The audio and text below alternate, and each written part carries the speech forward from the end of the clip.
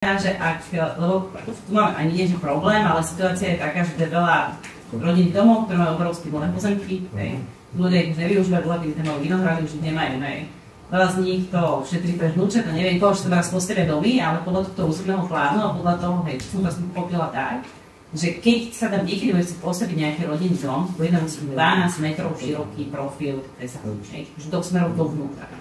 Nie cesty, ale ten uličný. Uličný. Čiže takže znamená, že tam budú musieť najprv postaviť 12 metrov, akože profil a potom tam budú môcť postaviť domy. Nie.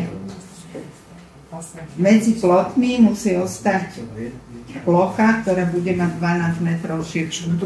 Čiže ten uličný priestor... To som povedala, áno. No, čiže... ale to neznamená, že vy si povedali, že najprv postavia uličný profil. Nie, najprv si postavia domy, ale domy postavia tak, aby medzi plotmi ostalo 12 metrov. Ale to mnohým tým ľuďom vlastne znemožní čokoľvek s tým pozemkom, ale to ľudia sa nikdy nedovolí, že by sa zoskúšali viaceré. To je jedna vec a hlavne je tam ešte aj takéto pravidlo, že sa nemôžu stavať domy za sebou. Nerozumiem tomu dôvodu, tým pádom sa to automaticky požiadavka obce.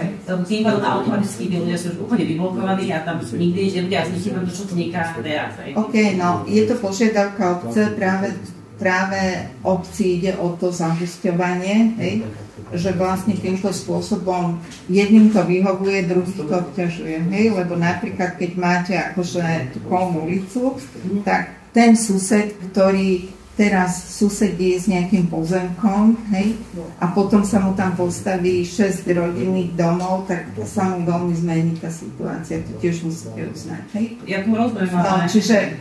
Čiže v podstate do tej ako keby stabilizovanej štruktúry dostávate úplne iný spôsob štruktúry, ktorý niekomu môže vyhovovať, ale mnohých môže aj uťažovať. Práve, že vnímať spôsobom od viacerých, že sú obmedzované ich vlastnícke práva, akož využitia toho, lebo sú to proste časti, ktoré tí ľudia v živote nevyužijú a postáva to vlastne ľadom, jak sa hovorí. Pozri, obec dala takúto požiadavku, my sme to... Možno je predpomienky, jasné, dobre.